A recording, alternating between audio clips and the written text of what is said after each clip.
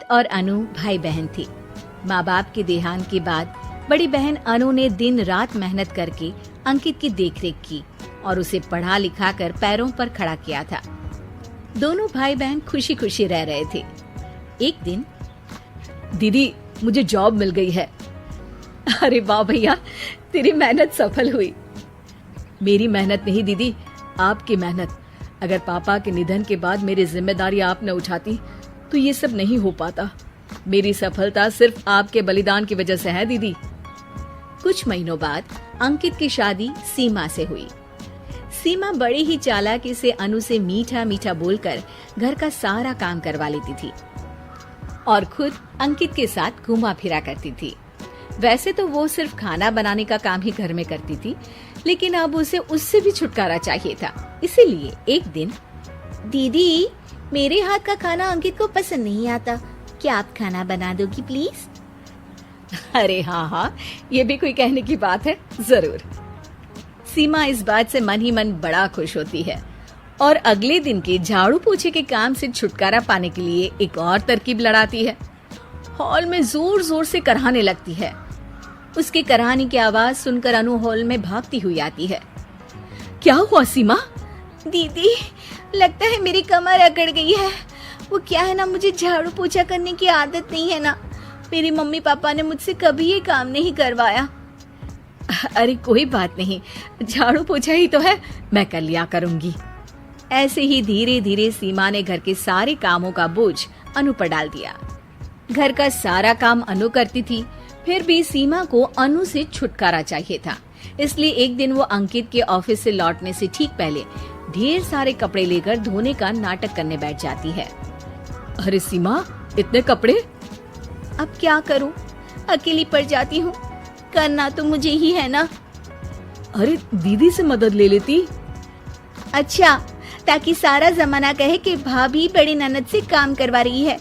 और वैसे भी दीदी ने तो साफ कह रखा है मुझे कि तुम आज जो भी हो सिर्फ उनकी वजह से हो, इसीलिए अगर उनके बनाए इस घर में रहना है तो काम करना ही पड़ेगा। ये सब सुनकर अंकित को बहुत गुस्सा आ गया। उसने अनु को बुलाकर कहा, दीदी ये घर पापा ने बनाया था और इसमें मेरा भी हिस्सा है और मुझे वो चाहिए। ये सुनकर अनु को बुरा तो लगता है, मगर वो दूसरे ही दिन घर का बंटवारा करने के लिए वकील के पास चली जाती है। वहाँ से लौटते हुए अनु का एक्सीडेंट हो जाता है, जिससे वो दोनों पैरों से अपंग हो जाती है। अब मजबूरन उसकी पूरी देखरेख सीमा को करनी पड़ती है। एक दिन सारे कामों से थक कर सीमा अंकित से कहती है, अजी सुनते हो, अब मुझसे तुम्हारी ये बहन की सेवा ना होगी। अगर कल तक तुम इसका बंदोबस्त नहीं करते तो मैं घर छोड़कर चली जाऊंगी। अरे ये कैसी बातें कर रही हो? इस हालत में वो कहाँ जाएंगी? मैं कुछ नहीं जानती, बस कल ये इस घर में मुझे दिखनी नहीं चाहिए। अंकित अपनी बीवी की जिद के आगे हार मान लेता है और अनु को शेल्टर होम में छोड़ आता है।